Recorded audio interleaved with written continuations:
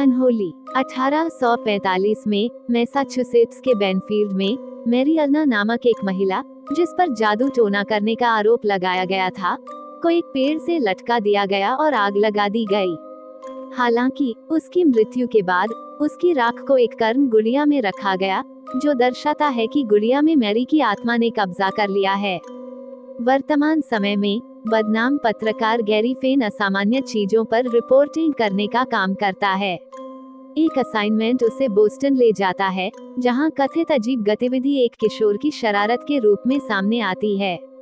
जाने की तैयारी करते समय वह गुड़िया को खोजता है और उसे कुचल देता है, गलती से मैरी की आत्मा को मुक्त कर देता है। बाद में गैरी एक छोटी लड़की एलिस पैगेट को सड़क पार करते हुए देखने के बाद भागते समय दुर्घटना का शिकार हो जाता है। वह एलिस का पीछा करते हुए उस पेड़ के पास जाता है जहां मैरी को फांसी दी गई थी, वह जगह जहां उसे गुड़िया मिली थी, और गिरने से पहले उसे बोलते हुए सुनता है। वह उसे एक चर्च में ले जाता है और पता चलता है कि एलिस बहरी और गूंगी है। गैरी शहर में रहने का फैसला करता है ताकि वह जांच कर सके कि उसके विचार से अलौकिक की एक वास्तविक कहानी क्या हो सकती है। अगले दिन एलिस ने समुदाय को ये कहकर चौंका दिया कि वो वजन मैरी द्वारा ठीक हो गई है। इससे मीडिया में हंगामा मच गया, जिसे अन्य चमत्कारी उपचारों द्वारा और बढ़ावा मिला। उनमें से एक के दौरान चर्च के चांसल के पास वजन मैरी की एक मूर्ति खून के आंसू रोती है। कैथोलिक चर्च बिशप जाइल्स की सहायता से दावों की जांच करने के लिए मोनसिग्नर डेलगार्ड को भेजता है। एलिस गैरी को बताती है कि जब वो मैरी नामक एक इकाई से बात कर रही थी, तो उसने केवल यह मान लिया था कि यह वजन मैरी थी। मैरी के भयावह प्राणी के रूप में दर्शन के कारण कुछ भयावह होने का संदेह होने लगा। गैरी को एलिस के मामा फादर विलियम हेगन में एक साथी मिल गया, जिसे उसने ठीक किया, लेकिन उसे उपचार की वास्तविक प्रकृति पर भी संदेह है। हेगन को मैरी अल्ना के बारे में विस्तृत जानकारी वाली एक पुस्तक मिलती है, जिसने शैतान के लिए चमत्कार किए थे। इससे पहले कि वह किसी को चेतावनी दे पाता, अल्ना उस पर हमला कर देता है। उसका शरीर चर्च में लटका हुआ पाया जाता है। गाइल्स गैरी को समझाता है कि वह हेगन की आत्महत्या की बात को गुप्त रखे, क्योंकि इससे दैवीय घटनाएं धूमिल हो जाएंगी। हेगन की मृत्यु को दुर्घटना घोषित कर दिया जाता है। गैरी शहर की चिकित्सक नेटली गेट्स से दोस्ती करता है और बताता है कि उसे कहानियां गढ़ते हुए पाया गया था। यही कारण है कि अब वह झूठी कहानियां रिपोर्ट करता है, उम्मीद करता है कि यह घटना उसके करियर को फिर से शुरू करेगी। जोड़ी को हेगन द्वारा खोजी गई जानकारी मिलती है, जिसमें बताया गया है कि एलनोर ने शक्ति प्राप्त करने के लिए अपनी आत्मा शैतान को बेच दी थी। शैतान उसे और उसके वंशजों, जिनमें से एक एलिस है, को चमत्कार करने की अनुमति देगा, जिससे लोग खुद को उसके और बदले में शैतान के प्रति समर्पित कर दें।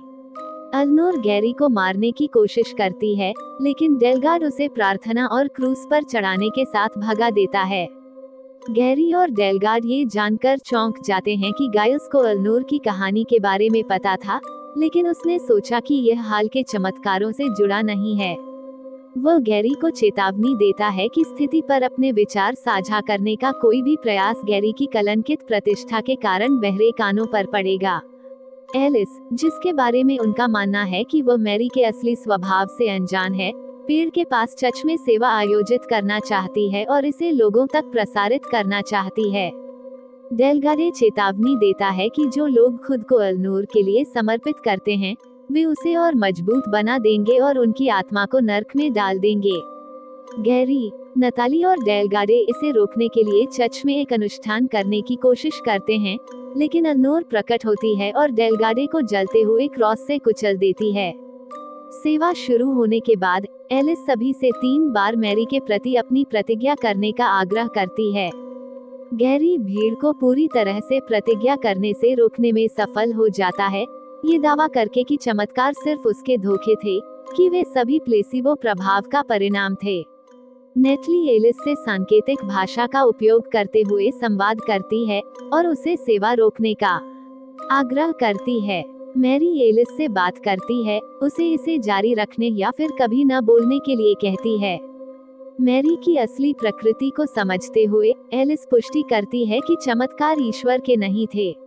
पेड़ में आग लग जाती है, जिससे सभी परिचारक घबराकर भाग जाते हैं, क्योंकि क्रोधित मैरी उसमें से निकलती है। वह गैरी को मारने का प्रयास करने से पहले गाइल्स को जला देती है, लेकिन एलिस उसकी जान बचाने के लिए खुद को बलिदान कर देती है। इससे मैरी गायब हो जाती है, क्योंकि एलिस जीवित दुनिया से उसका संपर्क थी।